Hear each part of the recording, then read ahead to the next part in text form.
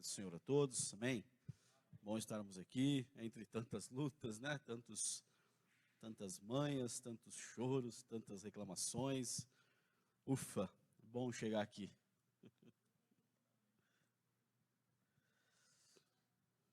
Às vezes noites mal dormidas, né?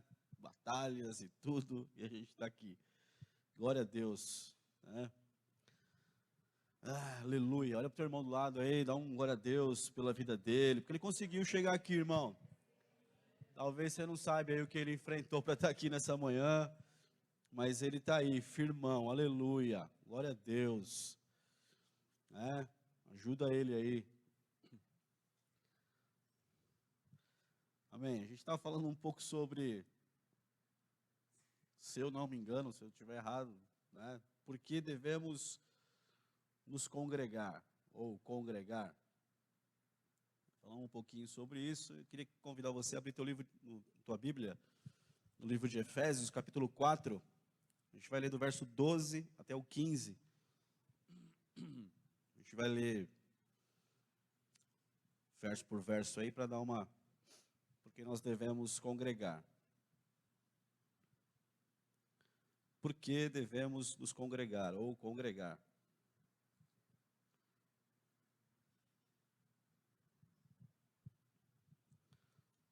O tema aí principal é sobre a congregação local, sobre o ministério que nós fazemos parte, né? A igreja que nós estamos inseridos aqui, o local onde Deus nos colocou. E você é bom ter certeza que Deus te colocou aqui. Então, uma vez tendo certeza que Deus realmente te colocou você aqui, então você é parte importante do reino para edificar esse lugar. Então, não é só o pastor que vai edificar, não é? Aliás, o pastor recebe uma direção e nós edificamos. Então, assim, cada um de nós precisa vir com essa mentalidade, né? Não vir com a mãozinha para receber. Não a mãozinha assim para receber. Quando você vai receber uma coisa, você vai pôr a mãozinha assim, né? A gente tem que vir com a mãozinha assim, ó, para ministrar, para dar, para transferir para alguém, para abençoar pessoas, para servir o reino. Essa é a mentalidade aí que a gente precisa adquirir, que a gente é parte importante na edificação do corpo de Cristo. Então, Efésios capítulo 4, verso 12,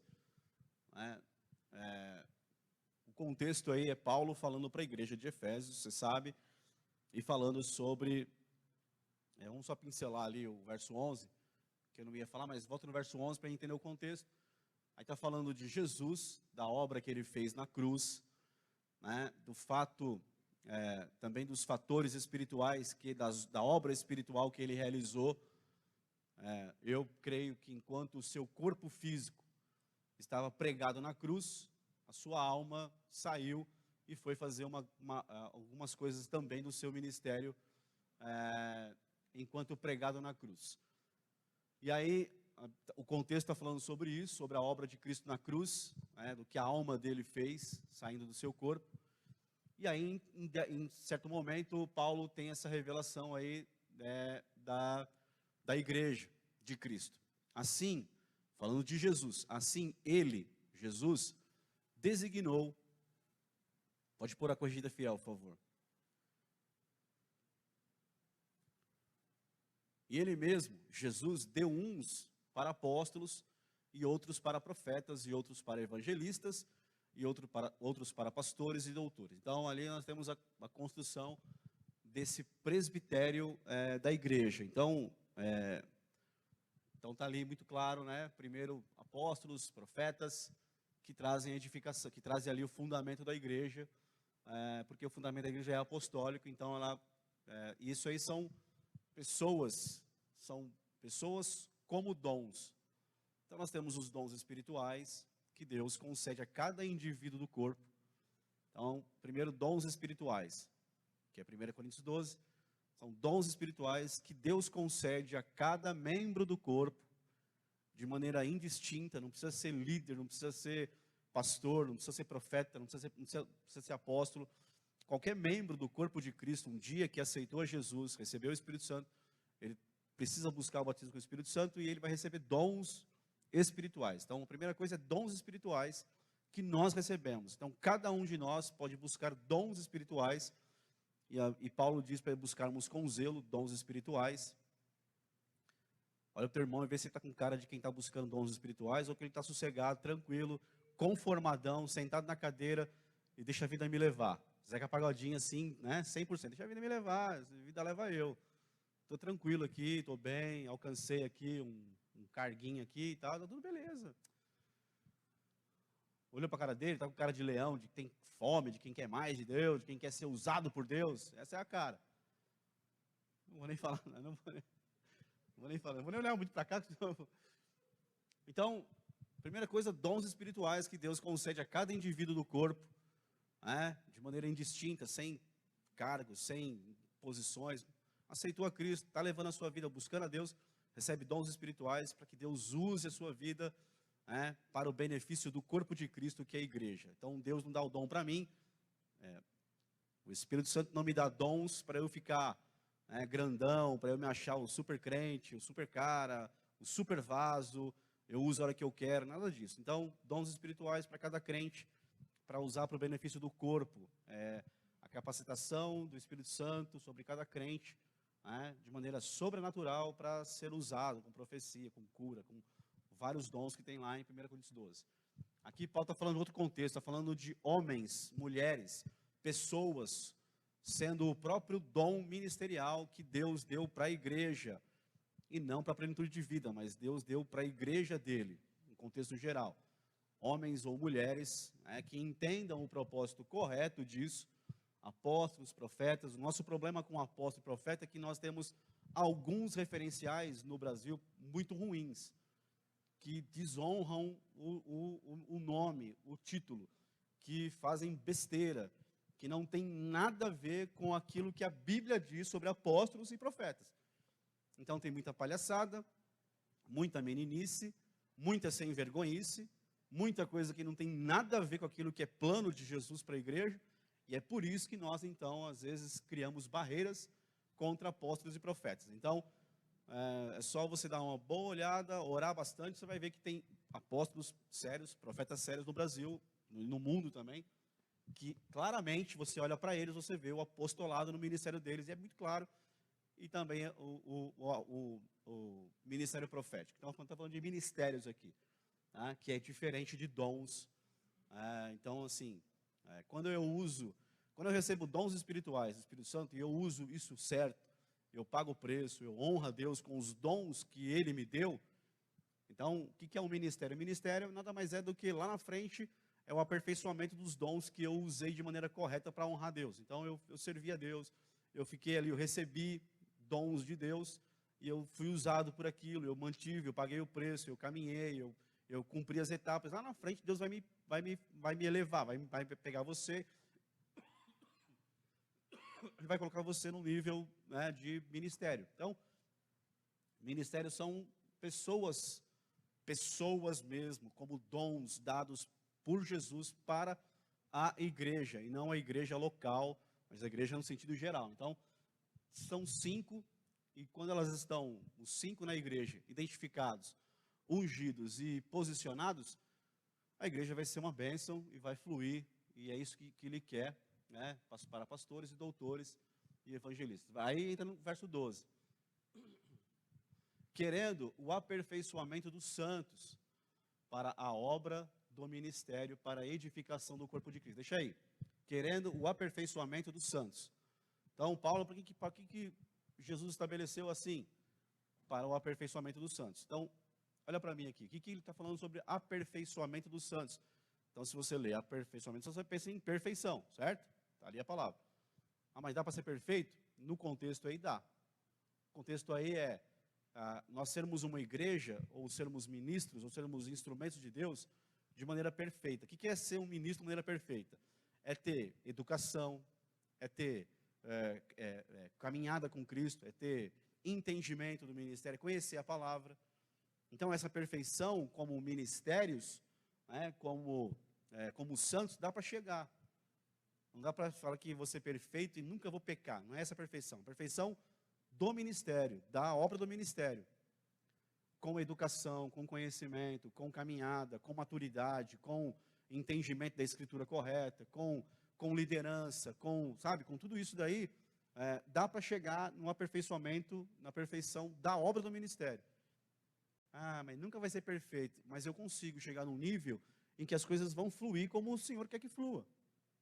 Então, dá para fazer uma obra bem feita, não dá para estabelecer um ministério, uma igreja, com uma obra sendo feita sem educação, sem conhecimento, sem respeito, sem unção, sem nada disso, sem entendimento da palavra, sem as suas hierarquias de maneira correta. A Bíblia toda fala sobre hierarquias. Então, quando eu não respeito isso, a obra não vai ser perfeita nunca, você vai ter problema. Agora, quando eu entendo sobre hierarquia, quando eu conheço a palavra, quando eu tenho entendimento dela, quando eu consigo ter uma obra que vai caminhar de maneira correta, perfeita, no sentido de andar como Ele quer que ande, seja como Ele quer que seja. Então, é possível isso, para a obra do ministério, para a edificação do corpo de Cristo. Irmão, edificação do corpo. Então, nós somos o corpo sendo edificados.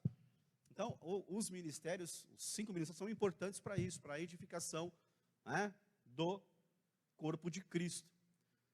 Para a gente, como corpo de Cristo, sermos edificados, sermos construídos, sermos aquilo que o Senhor quer que a gente seja.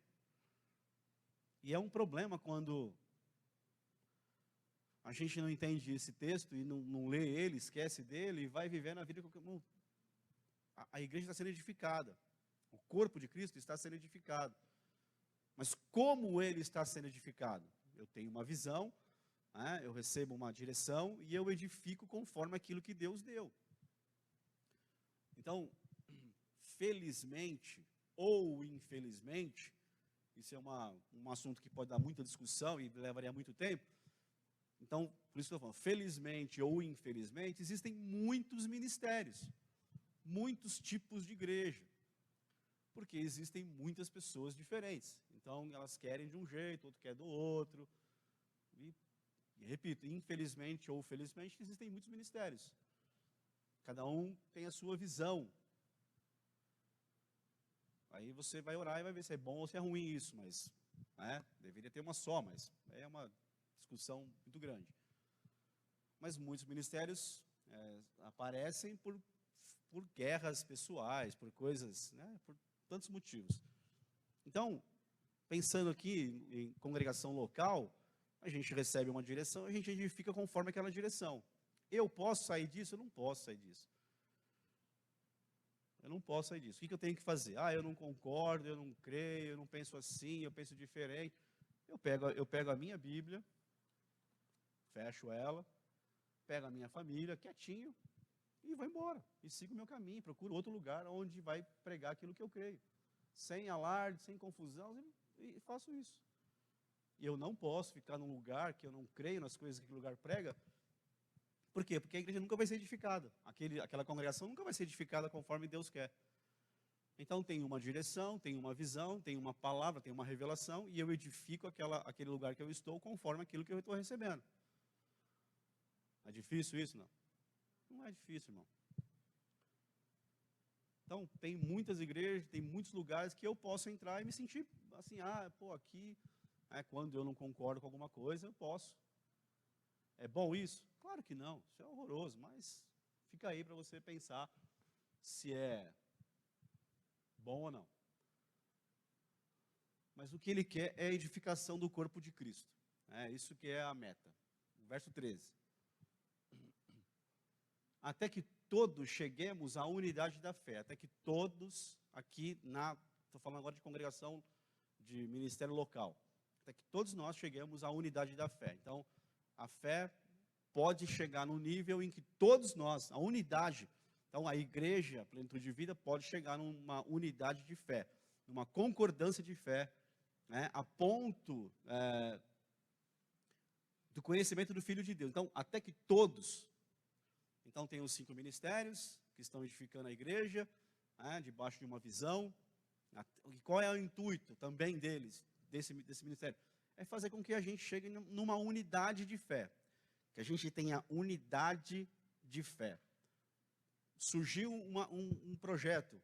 Então, a igreja Plenitude de Vida se junta numa unidade de fé para guerrear naquele sentido.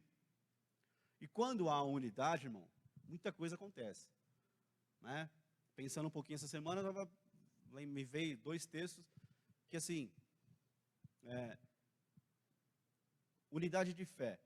Quando Josué entrou na Terra Prometida e a primeira cidade é Jericó, Deus deu uma direção para Josué. Josué passou a direção para os sacerdotes e para o povo. E aí foram 7 dias, uma cidade que era intransponível, impenetrável, indestrutível, que ninguém entrava, que ninguém conquistava, que era Jericó. Em 7 dias, por causa da unidade da fé que eles receberam uma palavra e foram naquela direção. Então, 6 dias ninguém fala nada. Você tem a moral de ficar 6 dias debaixo de uma direção sem abrir a tua boca? Sem coçar a cabeça, falar, será? Esse pastor Veronese, eu vou falar, inventa cada uma. Será que eu vou conseguir? E no último dia gritar. Aí você extravasa, você põe para fora, você solta tudo que está lá dentro. Imagina as irmãs como ia ser um dia tão feliz. Não, estou brincando, eu também. Eu também ia dar uns gritão, eu também ia extravasar. Depois de 6 dias em silêncio, só caminhando, louco para falar alguma coisa. Por causa dessa unidade da fé, em 7 dias, aquilo que era impossível aconteceu. Fala sério. Pensando em contrapartida a isso, me veio Neemias. Não sei se você sabe, depois que o povo estava cativo, foi o livro de Esdras. O livro de Esdras é a reconstrução do templo. O livro de Neemias é a reconstrução da cidade. Então, aquilo que eles tentaram fazer por quase 100 anos, não conseguiram. Aí chegou Neemias com uma direção, juntou o povo debaixo de uma palavra, né, aí a unidade da fé veio deles, e aquilo que eles não conseguiram fazer durante quase 100 anos, que era reconstruir a cidade, eles reconstruíram ela em 52 dias. Isso é um milagre. Por quê? Porque teve unidade da fé, teve uma direção, eles se juntaram, teve alguém que deu uma direção e passou, e a unidade da fé veio, e eles conseguiram fazer porque uma maneira sobrenatural, que a unidade da fé aconteceu, então o sobrenatural de Deus aconteceu. Agora, quando tem uma direção e eu vou edificar do meu jeito, o outro do jeito dele, aí o outro está lá vendo outra coisa, está ouvindo outra coisa, aí não, eu vou chegar lá, vou fazer do meu jeito, eu vou fazer do meu jeito, eu vou ministrar do meu jeito, e aí não vai. Isso não é unidade da fé. É isso que eu preciso entender. E ao conhecimento do Filho de Deus. Irmãos, a igreja, nós congregamos para isso, para conhecer o Filho de Deus. Não é para ter posição, não é para chegar em lugar nenhum, é para ter o conhecimento do Filho de Deus. E eu aprendo isso aqui, congregado dia a dia. É aqui que eu recebo a palavra e que eu sou ministrado e que eu aprendo de verdade. A homem perfeito, à medida da estatura completa de Cristo. Cristo tem uma estatura, tem um tamanho. E nós vamos chegar nesse tamanho, nessa estatura dele, congregando, tendo comunhão, sendo edificados, edificando, porque nós somos edificados e também edificamos. Então, unidade da fé, a estatura de varão perfeito, como é de Cristo, no sentido da obra dele. Não quer dizer que nós não vamos falhar, nós não vamos, de maneira pessoal, talvez, cometer um pecado. Vamos, possivelmente vamos pensar, vamos falar, vamos sentir, talvez alguma coisa que está em desacordo com o Senhor. E aí, nesse entendimento, vai ser muito mais fácil eu me arrepender, eu largar aquilo, eu ser curado, eu ser liberto daquilo, e eu não praticar aquilo. Diferenciar entre iniquidade e pecado. Iniquidade é aquela prática contínua de alguma coisa na minha vida, que é pecado. Então, por que isso é pecado? Por que é iniquidade? Porque já virou uma coisa rotineira, aquilo já faz parte da minha vida, eu até me arrependo. Aí chega um ponto que nem é arrependimento mais, talvez é um remorso, talvez é um mal-estar, mas não é um arrependimento, né? Mas, e pecado é quando eu peco, peço perdão, resolvo aquilo e acabou. Mas tem gente na igreja que vive iniquidade, é uma prática constante daquilo. Então, na igreja, congregado, irmão, eu sou tocado, eu sou moído, ensinado, eu vou buscando a minha melhora, e é isso que Paulo quer para a igreja. 14. Verso 14. Para que não sejamos mais meninos inconstantes, aleluia. Deixar de ser menino. Não dá para ficar falando muito, não, é muita coisa, né? Mas meninos inconstantes, levados em roda por todo o vento de doutrina, pelo engano dos homens que com astúcia enganam fraudulosamente. Como é que eu sou guardado disso? Estando congregado, aliançado, estando reunido, tendo liderança. Esse dia eu estava no mercado, quase não vou no mercado, né? Mas aí eu encontro poucos crentes no mercado. Acho que o crente não gosta muito de mercado, acho que só eu, sou o único crente que gosta de mercado. De vez em quando o Carlinhos pegando uma picanha lá, né? Sempre no friso da picanha, é incrível.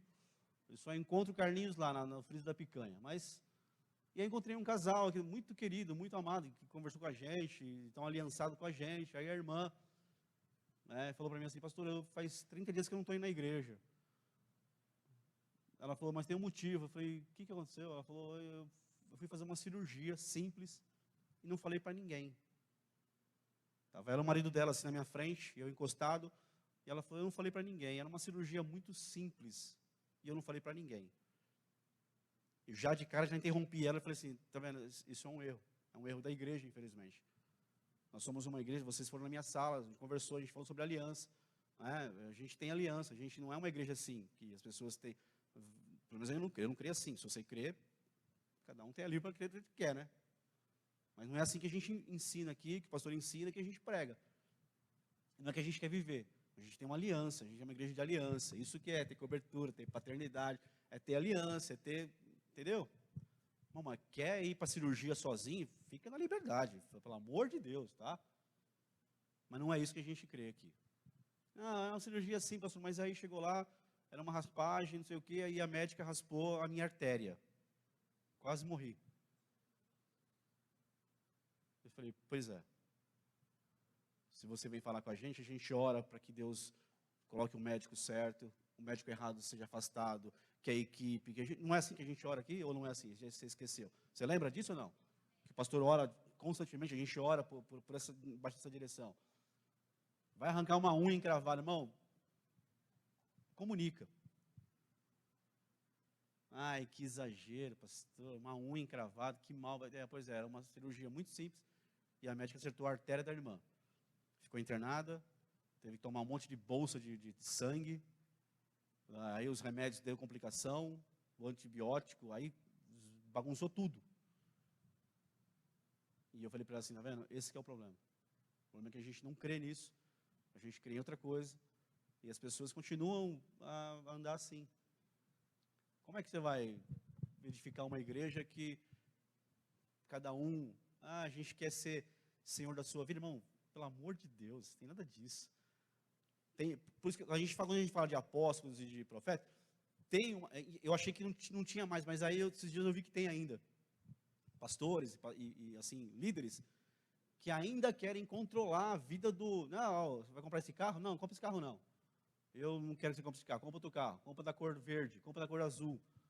Não, eu vou comprar uma casa, aí vai lá, não, essa casa aqui não quero que você compre essa casa. Tem essas coisas ainda que são meninices, são bobagem, não é isso que a Bíblia diz.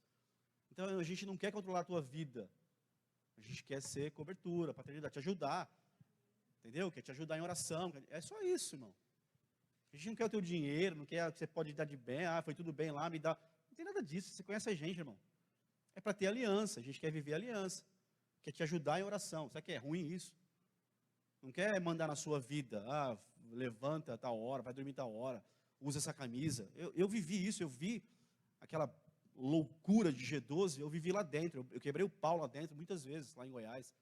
Eu fui mal visto, eu fui mal querido pelos líderes, porque eu me levanto para mim, vocês falam mais de encontro, mais de G12 do que de Jesus. E eu era mal visto, né, na liderança e tal. Chegou um ponto que eles não queriam muito minha cara, não. Mas ainda existe isso. Não sei se o G12 ainda existe, mas existe ainda a estrutura em muitos lugares do Brasil. Existe ainda. E aí eu vi pessoas, líderes de célula, falavam assim, não, essa camisa aí não. Vem com uma camisa... Cara, isso não é o evangelho que nós cremos, mas não é para isso. Então, a pessoa passou por essa experiência. Aí eu olhei para ela, para o marido dela e falei, pelo menos, vocês tiveram uma experiência. Vocês talvez, Deus permitiu tudo isso, né, para que vocês aprendessem uma lição muito legal. No sentido de que nós temos uma aliança, somos igreja, vocês fazem parte. Vocês foram na minha sala para conversar, como é que é, eu expliquei, fiquei lá mais de 2 horas com vocês. Ó, a gente crê nisso, crê em aliança, crê não sei o que e tal. Falei, talvez vocês aprendam. Tomara que aprendam uma coisa nesse sentido. Amém? Quer falar? Pode falar, irmão, pode falar. Não quer nada. Pode falar, fica na liberdade, cara. Não, nada? Tá bom, vou insistir.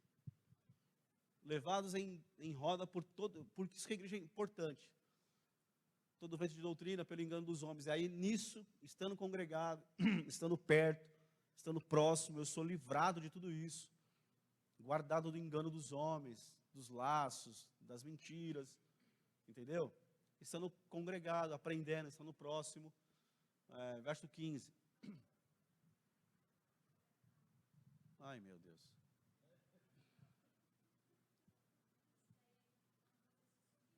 Fala alto.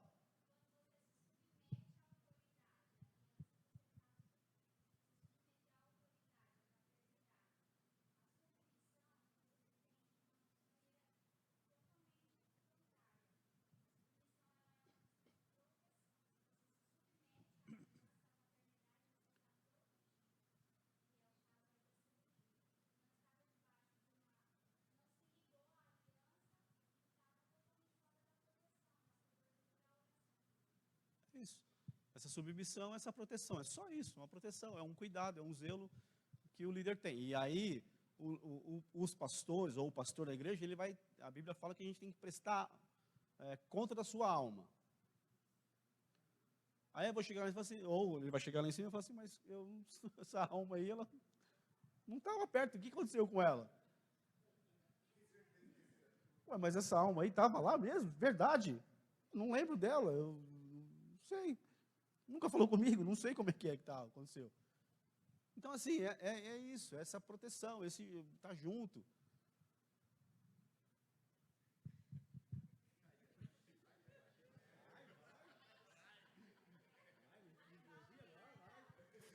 Amados, assim, muitas vezes chega a ser, não vou dizer divertido, né? Porque não é triste. Mas se a gente pega o contexto de Efésios 4, a primeira coisa que vai falar é que aquele que desceu é o mesmo que subiu. Mas diga assim comigo, primeiro ele desceu. Então, quando vai falar do contexto aí do início do Efésios 4, vai falar sobre isso. Porque Jesus teve que descer, irmão. Não é só descer, como está lá em Miqueias 1:3. Eis que o Senhor sai do seu lugar, né, e descerá, né, e os montes se derreterão como cera. Não estou dizendo só profecia, não. Estou dizendo assim, que ele desceu da sua própria vontade. Ele teve que abrir mão em dado momento da vontade dele para se submeter à vontade de uma paternidade. Senão ele não cumpria o ministério dele. Isso é um ponto. Então diga assim comigo, Jesus desceu. Depois ele subiu, né? Aí ele teve um nome sobre todo nome, para que ao nome de Jesus, todo joelho se dobre nos céus, né, na terra, toda língua confesse que Jesus Cristo é o Senhor. E com esse modelo, aí ele deu aquilo que era dele, ele caminhou nos 5 ministérios, estava sobre a vida de Jesus. Ele dividiu entre o corpo, entre a igreja. Isso é tremendo. Agora, o que acontece? 2 coisas aqui. Os 5 ministérios, eles existem para aperfeiçoar o corpo, mas para promover ajustes no corpo. Ajustes. Então, certa feita, Paulo teve que repreender Pedro. Porque Pedro tinha um comportamento diante dos gentios e um comportamento diante dos judeus. E Pedro precisou de um ajuste. Mas ele aceitou o ajuste.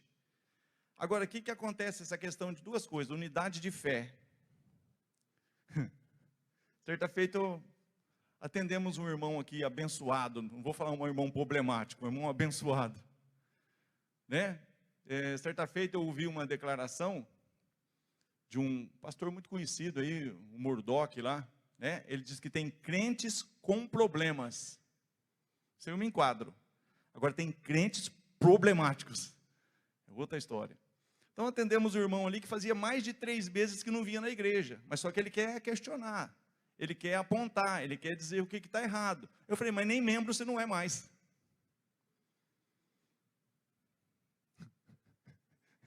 O pastor estava junto. Rapaz, o cara virou...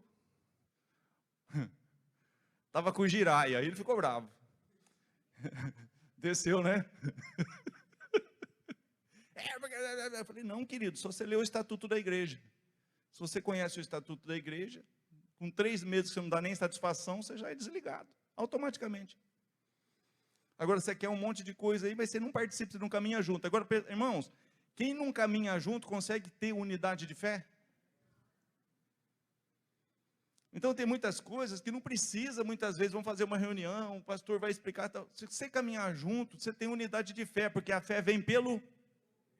Se você ouve tudo, né, o que todos estão falando, querido, eu recebo aqui, quando qualquer um está pregando, Deus fala comigo de alguma forma. Por quê? Porque está tudo dividido, irmãos. Tem um dom que está em você que não está em mim.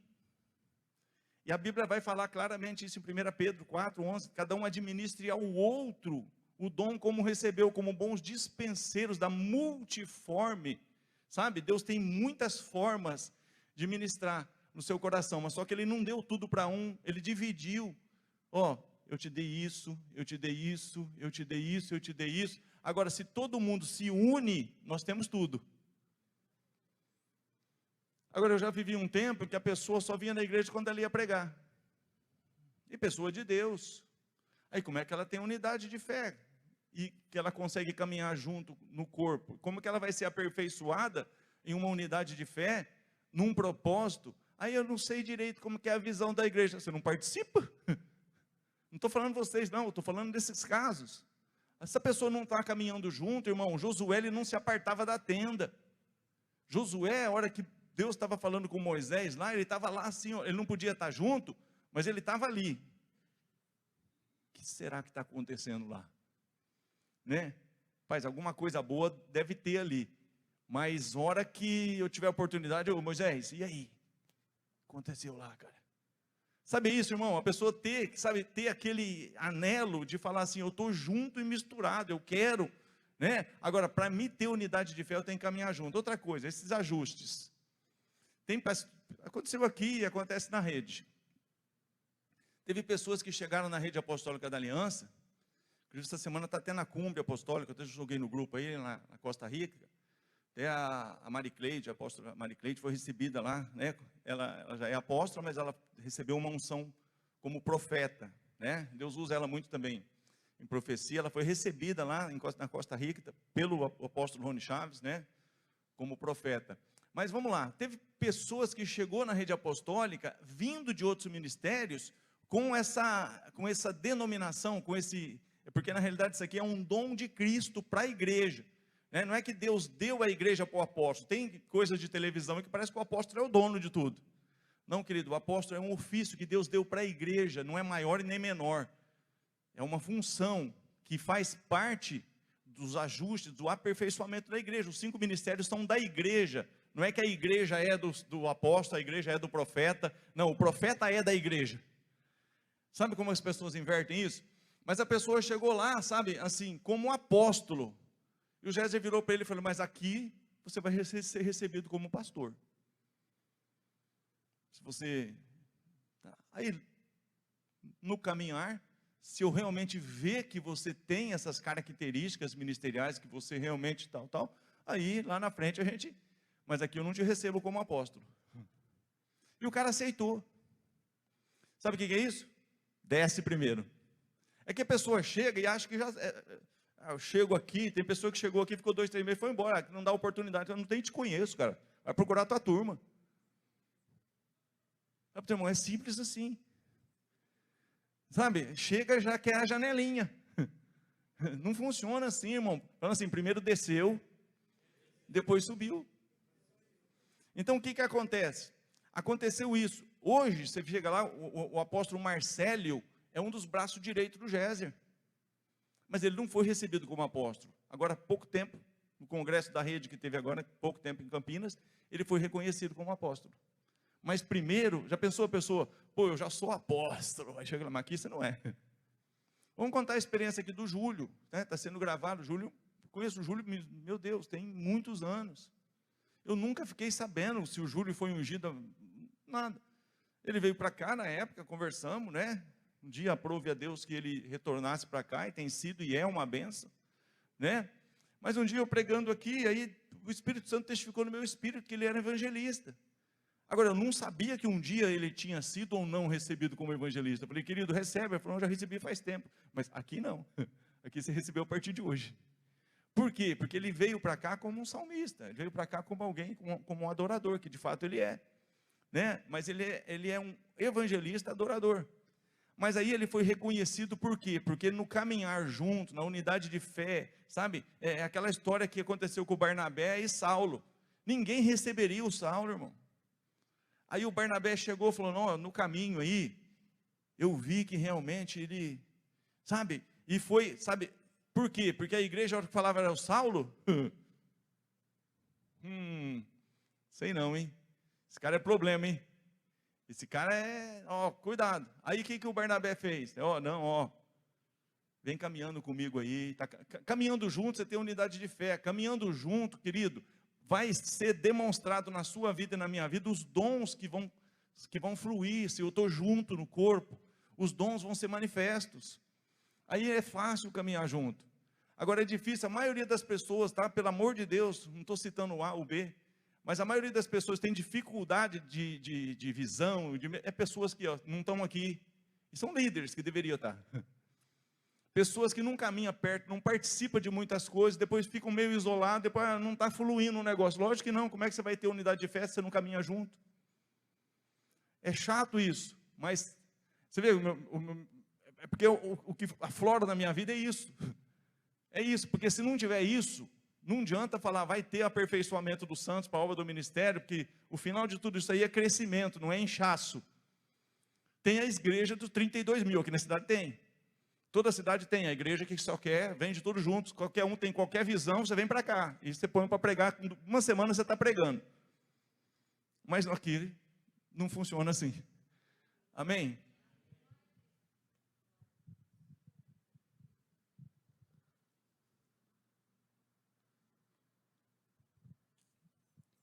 Vai, tá vendo? Verso 15, antes, seguindo a verdade em amor, cresçamos em tudo naquele que é a cabeça, Cristo. Esse é o propósito. Então a gente está congregado, e é importante estar congregado, porque aqui a gente passa por tudo isso daí, e isso é uma bênção para a nossa vida. Amém? Alguém falar alguma coisa? Perguntar? Pode perguntar, pode falar. Amém.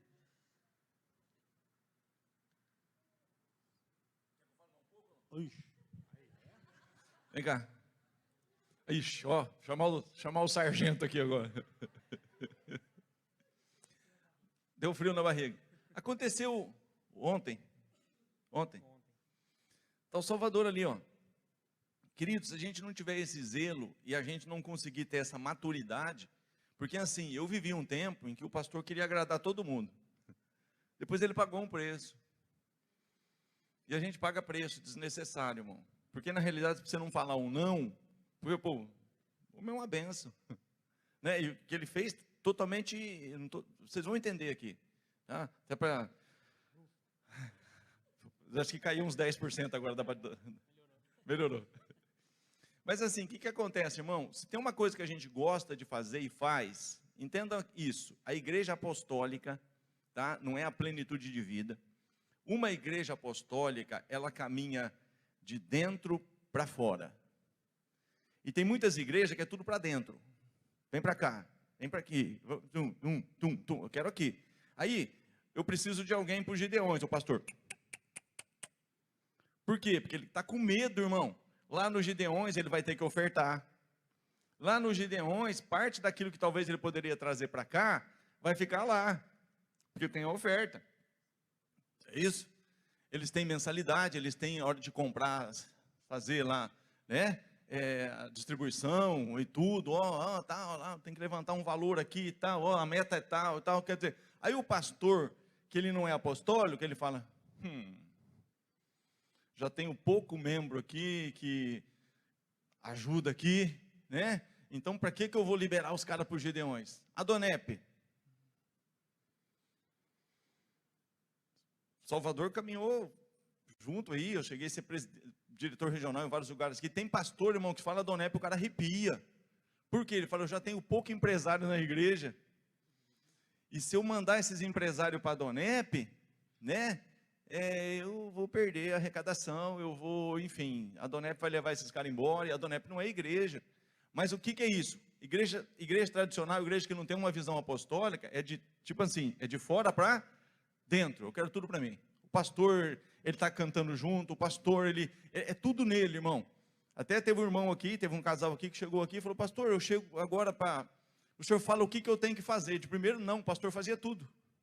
Sabe assim, irmão, quando tudo é o pastor, tudo é o pastor, tudo é o pastor, não, eu vou, irmão, vou fazer uma campanha de oração por você, eu vou jejuar por você, não, querido, nós temos que ensinar as pessoas o que elas devem fazer, senão nunca, você vai sempre ter uma igreja, que a igreja não vai crescer, irmão, ela vai ficar presa, qualquer coisa, está preso ali, mas vamos falar aqui, né, adrenalina, baixou, aqui, irmão, nós temos quantos casais aqui, quantas famílias nos Gideões? 4 famílias. Na cidade inteira, qual igreja tem mais Gideões? Presta atenção, então a gente abençoa. Tá? Tem quantas igrejas tem, mas a dificuldade que eles têm, porque muitos pastores não têm essa visão, de que quando o Gideão está fazendo uma obra, seja onde for, 5 famílias que servem os Gideões, temos pessoas que servem na Donep. Então, quando não estão aqui, a plenitude está lá na escola. Diga assim, isso é apostólico. De dentro para fora. Irmãos, eu quero que eles abençoem os Gideões, porque afinal de contas os Gideões faz parte do reino de Deus. Nós não estamos aqui disputando, irmãos. Nós estamos aqui para fazer a obra do reino. E dentre essas ferramentas existe os Gideões, existe a Donep, existe vários mecanismos. A Dani, quando ela está ministrando em algum lugar por aí, ela está lá como um membro da plenitude. Então ela está de dentro para fora. Só que aí chegou a hora do ajuste. Por quê? A visita numa igreja maior, nós temos um combinado aqui, vai abençoar para fazer a obra de Deus, tudo bem, então um casal cada vez. Porque senão também vai todo mundo dos Gideões vai lá servir não sei onde, aí desfalca a igreja, aí o corpo é prejudicado. O próprio Gideões sabe disso e fala que é uma vez, tá? Então foi combinado assim. Agora, pela necessidade de hoje, né, surgiu assim, pastor, libera tudo. E o que eu pedi? Falei, querido, mas ele entendeu, irmão, isso é maturidade, é eu aceitar ajustes, entendeu, pastor, pelo menos 2, o senhor concede dessa vez, querido, vai, amém, entendeu, mas se eu fico quietinho, mas lá dentro, irmão, eu preguei sobre isso aqui na reunião, a gente tem que ter essa clareza, irmão, uma das principais virtudes do Éden, lá no paraíso, sabe o que era? Diga assim comigo, nudez. E não era com o Bilal de fora não, irmão.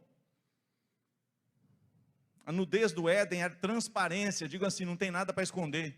Isso é nudez. Sabe, a gente caminhar, você não tem nada para esconder. Que quiser abrir meu coração para ele, querido, tudo eu não consigo. E ele entender, então é uma transparência. Agora eu vou agradar ele. E falo, não, irmão, vai lá que vai ser bênção, tal. Só que lá dentro do meu coração, paz, o pessoal fala uma coisa, depois quer fazer outra. Querido, a igreja não cresce assim.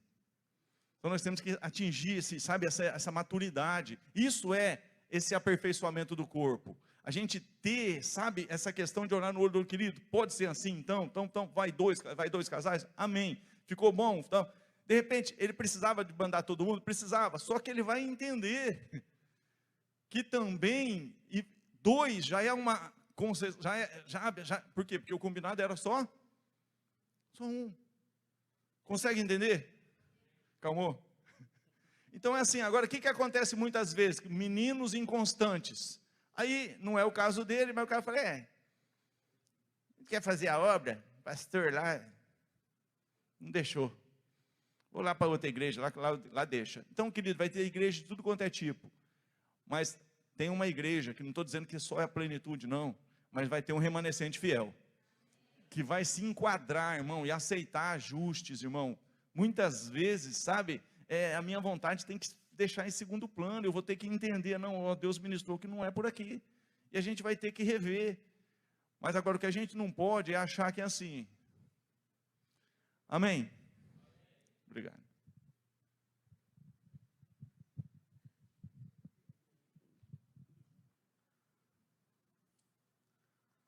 Amém. Mateus 28, 19.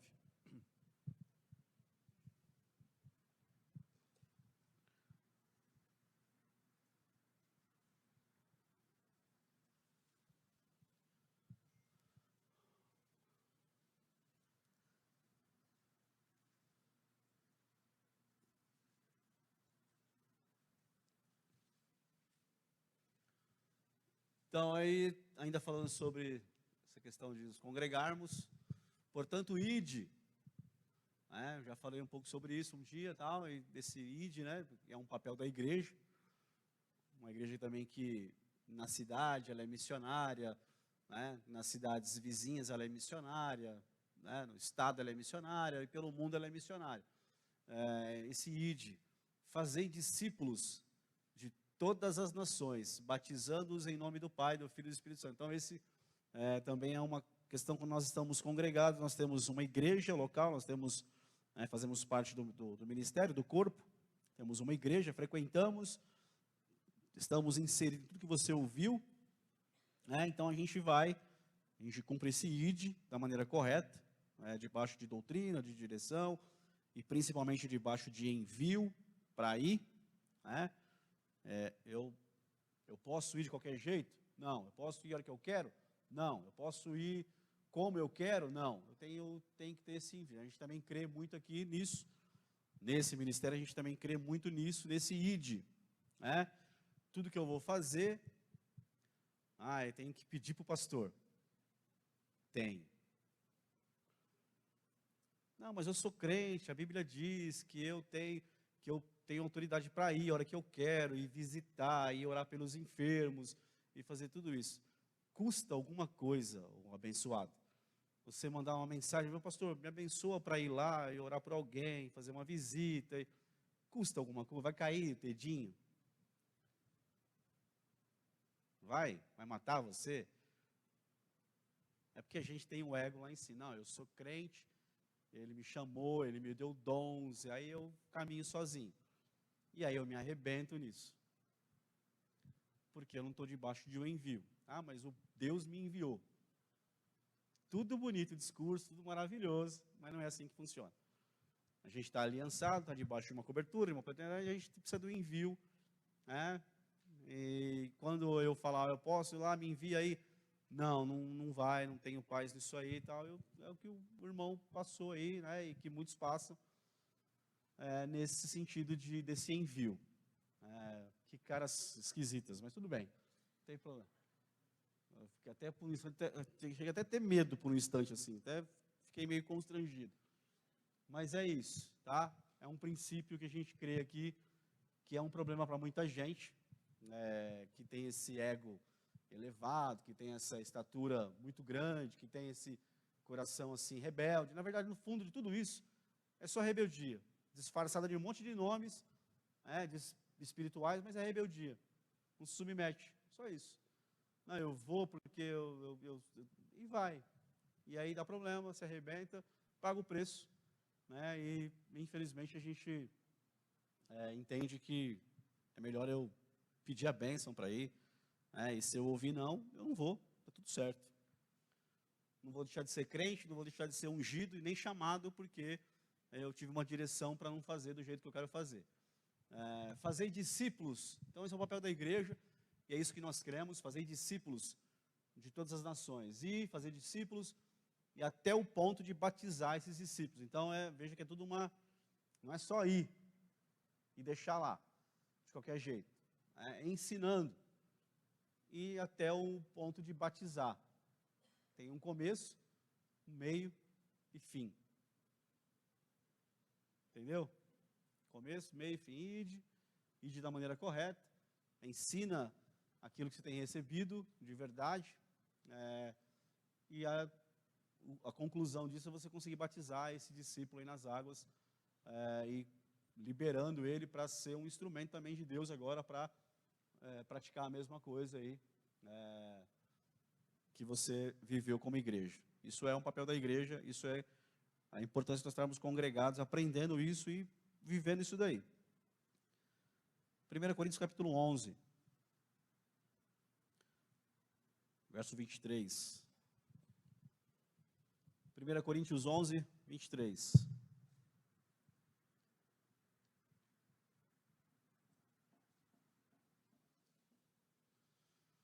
Porque eu recebi do Senhor o que também vos ensinei, que o Senhor Jesus, na noite em que foi traído, tomou o pão. E tendo dado graças, o partiu e disse: tomai, comei, isto é o meu corpo que é partido por vós, fazei isto em memória de mim. Semelhantemente também, depois de cear, tomou o cálice, dizendo: este cálice é o novo testamento do meu sangue, fazei isso todas as vezes que beberdes em memória de mim. Porque todas as vezes que comerdes este pão e beberdes este cálice, anunciais a morte do Senhor, até que ele venha. Portanto, qualquer que comer este pão ou beber o cálice do Senhor indignamente, será culpado do corpo e do sangue do Senhor. Examine-se, pois, o homem a si mesmo, e assim coma deste pão e beba deste cálice. Porque o que come e bebe indignamente, come e bebe para a sua própria condenação, não discernindo o corpo do Senhor. Por causa disto, há entre vós muitos fracos e doentes, e muitos que dormem. Por que é importante a gente congregar? Porque aqui, a gente tem esse momento de mesa, ceia do Senhor. E é um memorial da obra que ele realizou na cruz do Calvário. Tem um caso, esse dia eu fui visitar uma pessoa, e conversando com a pessoa falou: olha, a pessoa da minha família largou a esposa, deixou aí, está criando problema agora. E aí, na hora que ela estava me contando o problema, que eu fiquei chocado, na hora me veio na mente quantas vezes eu falei para essa pessoa, eu tentei conversar com esse jovem a respeito da ceia. Por quê? Porque ele veio de uma outra denominação, e aí ele frequentou aqui, a família aqui, a sogra sempre presente aqui, mas ele não tomava ceia. Por quê? Porque ele entendia que o nosso método de ceia estava errado, porque ia contra o método de ceia que ele aprendeu a vida inteira lá na Assembleia de Deus. Que só quem pode ceiar é quem é batizado nas águas, que as crianças não podem, aquela coisa toda. E eu por muitas vezes tentei falar com ele, eu falei: cara, toma ceia, mandei mensagem, tentei sentar e conversar, e ele sempre se esquivando e tal, e não tomava ceia. Aí casou no papel, tudo certinho, falei: toma ceia agora. Não, porque não sei o quê, porque... E por que me lembrou disso? Porque chegou um ponto que, assim, ele achava errado o jeito que a gente fazia, eu expliquei para ele, eu tentei, expliquei muito rasamente, porque eu não consegui direito sentar com ele, e aí ele não tomava ceia, não tinha nada, não tinha essa comunhão, até que chegou um ponto que o casamento dele acabou, e criou um problema, se transformou. Então, a mesa do Senhor, eu preciso entender ela, eu preciso fazer parte dela, eu não posso abrir mão da ceia, porque congregado na igreja, estando debaixo de aliança, de congregado, em comunhão, eu vou ter esse momento aí que é tão importante para todos nós, esse memorial da obra que Cristo fez por nós, da vitória dele. Né? Nesse memorial eu lembro da vitória que ele teve. Eu não fico focado na morte da cruz, mas eu fico focado que ele ressuscitou. Irmão, pensa, a morte de Cristo na cruz foi maravilhosa, foi uma obra tremenda, mas o melhor disso é que ele ressuscitou. Se ficasse só na cruz, na morte, a gente estava enrolado, estava lascado. Mas teve a morte na cruz, mas teve a ressurreição. Então ele triunfou, ele fez uma obra completa. E aí o Paulo diz assim, olha, vocês comem o pão em memória do que ele fez, vocês bebem do suco em memória do que ele fez, o quê? Até que ele venha. Então a gente se reúne como igreja para cear, lembrando, trazendo à memória a obra que ele fez, a vitória que ele tem, e que um dia ele vai voltar. Então a ceia é um dia de celebração, de festa, da obra completa que ele fez por nós, e que um dia ainda ele vai voltar para nos buscar ainda. Então eu preciso ter congregado, eu tenho a ceia do Senhor, eu tenho essa mesa, eu celebro esse memorial. Então não falte na ceia, não deixe de tomar ceia. Não é porque você pisou no rabo do gato da tua casa, e o gato saiu machucado lá, não vou tomar ceia hoje, porque, não, para com isso, examine esse homem em si mesmo, depois coma e beba da ceia. Peça perdão, se arrependa, conserte, creia no perdão de Jesus na tua vida, pelo amor de Deus, e tome a ceia. Porque a ceia é muito importante, ela tem muitos segredos, muitos mistérios, muitas maravilhas, mas basicamente, congregado, eu preciso tomar ceia. Que há o memorial que ele estabeleceu para nós. Amém? Tem um outro tópico aqui, qual a função da igreja como um corpo. Tem alguns textos, então a gente vai continuar, senão você vai ficar bravo. Não quer atrapalhar teu almoço. Então a próxima a gente vai falar sobre qual a função da igreja como um corpo. Amém? Alguém quer falar alguma coisa? Quer perguntar alguma coisa?